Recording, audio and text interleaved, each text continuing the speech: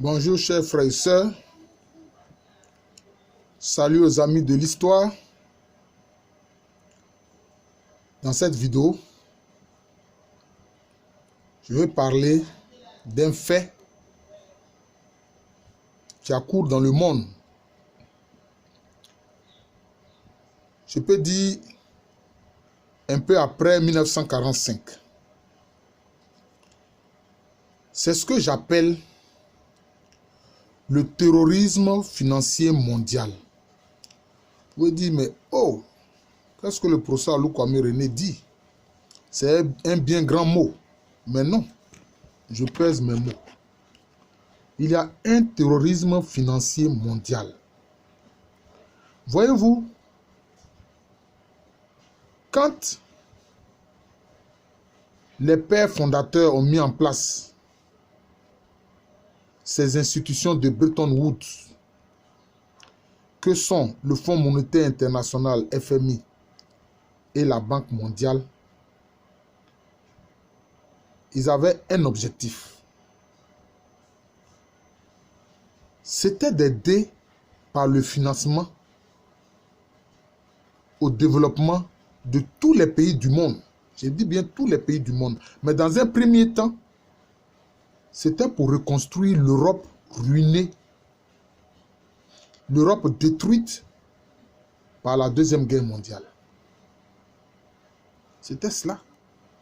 Et c'est pour ça que les Américains ont mis en place le plan Marshall, qui est un plan financier de reconstruction de l'Europe. Ils l'ont proposé à tous les pays d'Europe, y compris même à l'Union soviétique, à l'Union des républiques socialistes soviétiques. Ils avaient proposé cela aussi à l'Union soviétique. Mais l'Union soviétique a refusé. Et elle a amené tous les pays que son armée a libérés de la présence nazie à refuser également.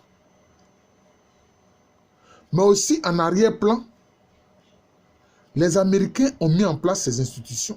Parce que c'est eux qui ont mis en place ces institutions de Bretton Woods. Le Fonds monétaire international et la Banque mondiale. En arrière-plan aussi, quel était leur but? C'était de combattre le communisme, de freiner l'avancée du communisme. Parce qu'avec la Seconde Guerre mondiale, mais l'URSS a, par la force, amené plusieurs pays à devenir des pays communistes, des pays dirigés par des partis communistes. Et dans l'esprit des Américains, c'est la pauvreté qui génère le communisme. C'était la politique du containment. C'est cela. Avec Truman, le président Truman. Et c'est pour ça qu'ils ont mis en place ces deux institutions. Donc ces deux institutions devaient aider à éradiquer la pauvreté et éloigner les gens donc du communisme. Dans l'esprit des Américains, c'était ça. Mais à quoi on va assister par la suite? À quoi on va assister? Le FMI et la Banque mondiale sont devenus des instruments de domination. C'est-à-dire que l'objectif premier, qui était noble, a été dévoyé. Ça a été dévoyé. Et beaucoup de pays développés y ont envoyé leur argent pour faire des prêts. Mais ces prêts, comme on le dit là, la dette est devenue vraiment un moyen de domination et d'esclavagisation de pays pauvres. C'est cela. C'est vrai. Quand un pays fait appel au Fonds monétaire international, mais c'est qu'il est dans un gouffre financier. Il a des problèmes financiers. Mais quand le FMI arrive, quelles sont les mesures qui sont prises? En réalité, ce sont des mesures qui entraînent une paupérisation plus grande. Parce qu'en réalité, ça ne développe pas le pays. C'est pour juste régler le problème financier de l'État et permettre le remboursement de la dette. avec un intérêt énorme. Or, on a vu avec le plan Marshall, mais l'intérêt était infime, presque insignifiant. Mais aujourd'hui, avec le FMI, depuis que cette institution est devenue un instrument de domination sur des pays pauvres, comme les pays africains, mais le gouvernement n'a plus la maîtrise de son plan de développement, non. Ce sont maintenant les agents du FMI qui imposent ce qu'ils veulent. C'est ce qui se passe. Et on met en place les programmes d'ajustement structurel. Et on fait croire que ces programmes d'ajustement structurel sont des programmes de développement économique. Oh non. Ce sont des programmes de recadrement financier pour l'État, pour le gouvernement, en vue de rembourser la dette et payer les intérêts. Mais quelles sont ces mesures-là? Les plans d'ajustement structurel. On dit, ne dépensez plus dans les domaines qui ne sont pas immédiatement rentables. C'est ce qu'on dit au gouvernement. Nous qui sommes ivoiriens, on a vu cela dans les années 80. C'est ce qui est arrivé. On dit au gouvernement, n'investissez pas, ne mettez pas de l'argent dans des domaines qui ne sont pas immédiatement rentables. Mais les domaines qui ne sont pas immédiatement rentables, c'est quoi? C'est l'éducation. C'est la santé. Et on voit alors le gouvernement réduire drastiquement les budgets consacrés à la santé et à l'éducation. C'est ce qui est arrivé en Côte d'Ivoire. C'est ce que le gouvernement Houphouët-Boigny a subi. Hein? C'est cela. Hein? Alors, si on réduit le budget de l'éducation, cela veut dire quoi? Mais indirectement, c'est la promotion de quoi? Mais de l'analphabétisme, parce que beaucoup d'enfants pauvres ne pourront plus aller à l'école. Ne pourront plus aller à l'école. Beaucoup d'élèves et d'étudiants en Côte d'Ivoire, avant ces plans démoniaques du FMI, ont bénéficié de bourses. Beaucoup d'enfants de pauvres ont pu ainsi faire des études, jusqu'à des études supérieures en Côte d'Ivoire, grâce aux bourses que le gouvernement mettait à la disposition des étudiants, des élèves, notamment brillants travailleurs. Tout ça, on a arrêté tout cela. Vous voyez? C'est ce qui s'est passé avec les plans d'ajustement structurel. Hein? C'est cela. Et alors, le gouvernement n'est plus maître de sa politique. Et ce sont des agents du FMI qui viennent dicter des ordres. Voilà, c'est ça. Et c'est ce que j'appelle le terrorisme financier. Et le problème de la tête. Et quelquefois, ça ne suffit pas. On dit, mais maintenant, le programme d'ajustement structurel renforcé. Où on dit de diminuer les salaires des travailleurs, etc. Mais quand vous diminuez le salaire d'un travailleur, vous le motivez. C'est une motivation, ça. Quand on diminue le salaire des travailleurs, des fonctionnaires, là. C'est une motivation. Vous voyez? Vous voyez les mesures de ces gens-là. C'est pour ça que je dis que c'est du terrorisme financier. Mais ce terrorisme financier a d'autres visages. Il ne faut pas se tromper. Ça ne concerne pas seulement les pays qui empruntent l'argent auprès du FMI. Vous savez, dans le système libéral et capitaliste, il y a une forme de terrorisme financier qui est là. C'est la spéculation sur les monnaies. Il faut savoir ces choses-là. Il y a la spéculation sur les monnaies. C'est-à-dire, on achète de la monnaie et on revend de la monnaie. C'est-à-dire que la monnaie là même est devenue un objet de commerce.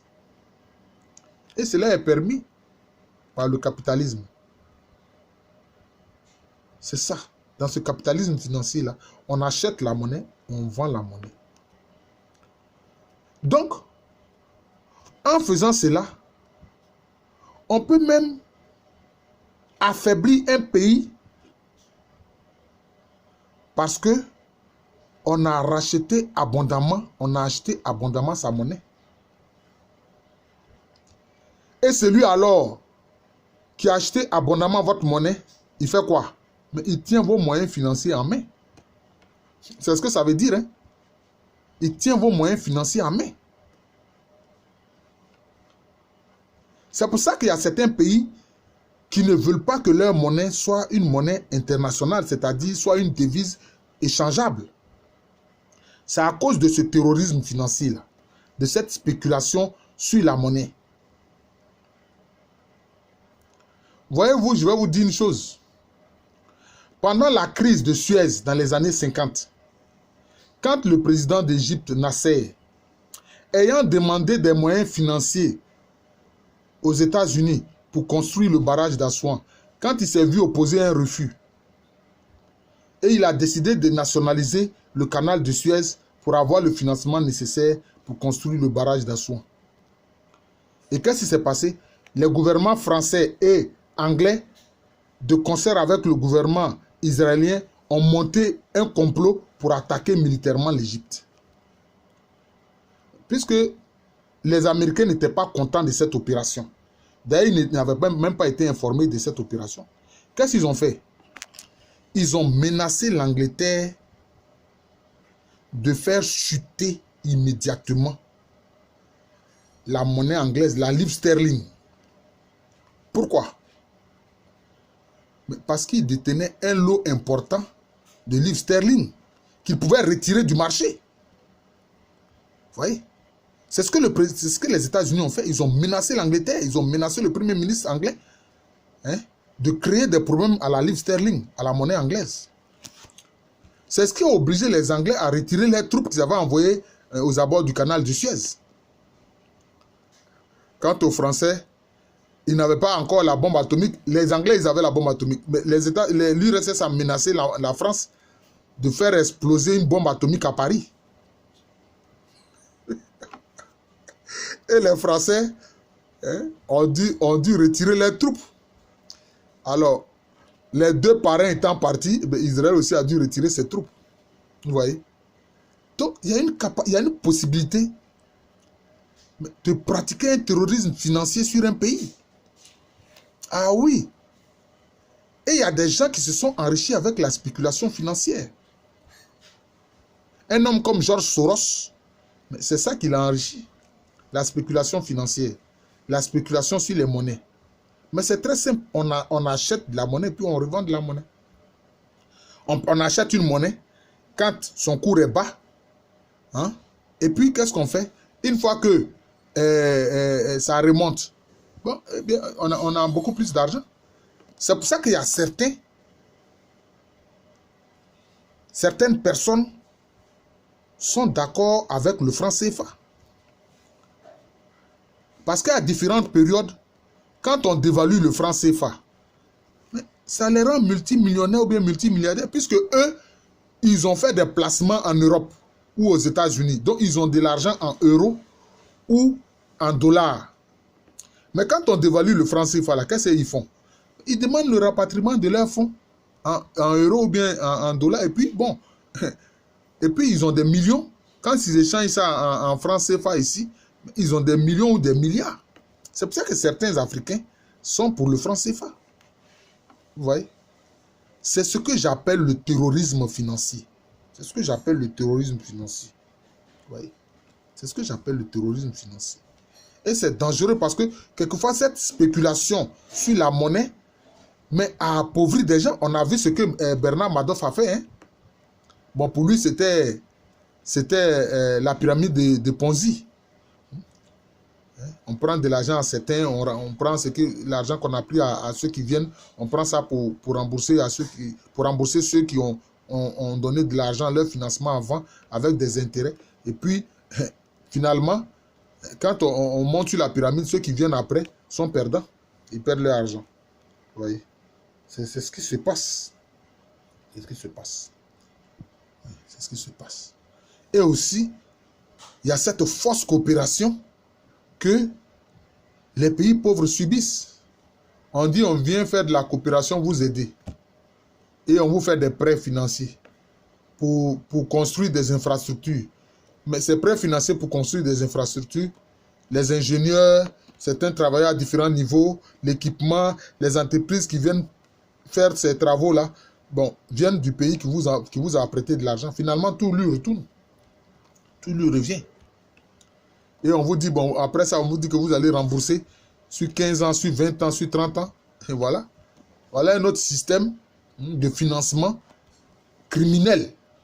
Voilà. nos systèmes de financement criminel. Le président Oufoué à l'époque avait dit qu'on ne met pas un pays en prison pour la dette ou pour un prêt financier. Mais après lui-même, il s'est rendu compte qu'on peut mettre un pays en prison d'une façon indirecte. Parce que le FMI et la Banque mondiale peuvent venir alors vous imposer ce que vous ne voulez pas et prendre des mesures qui sont antipopulaires. Des mesures antipopulaires. C'est cela. C'est cela. C'est pour ça qu'en construisant l'économie, il faut prendre des mesures pour avoir une économie indépendante. Ah oui, certains m'ont dit, mais comment c'est possible? Il y a une interdépendance entre les pays. Oui, mais cela n'empêche pas de prendre des mesures de protection de votre économie. Cela n'empêche pas cela. Non. Ça n'empêche pas cela. Et empêcher les spéculateurs sur la monnaie, comme des personnes comme les George Soros, de vous créer des ennuis. Parce que sinon, ils peuvent le faire très facilement. Ils peuvent le faire très facilement. Ils peuvent le faire très facilement. Je vous remercie. Je suis le professeur Alou Kwame René, professeur titulaire d'histoire à l'université Félix Houphouët-Boigny. Je ne suis pas économiste, je suis historien. Mais je sais ces choses parce que ce sont des faits aussi qui sont passés dans l'histoire. Vous voyez, je vous ai dit que concernant la crise de Suez, mais les Américains ont menacé les Anglais de provoquer une chute de la livre sterling. Donc vous voyez que c'est des choses qui existent effectivement. Voilà. La monnaie qui est utilisée comme une arme, c'est une arme. C'est pour ça que je parle de terrorisme financier quand on veut s'en servir contre vous, contre un pays. Voilà. Donc c'est cela. Donc, je suis le professeur Alou Kwame René, professeur titulaire d'histoire à l'université Félix Houphouët-Boigny, une université qui se trouve à Abidjan, en Côte d'Ivoire, en Afrique de l'Ouest. Merci encore et bonne journée à vous.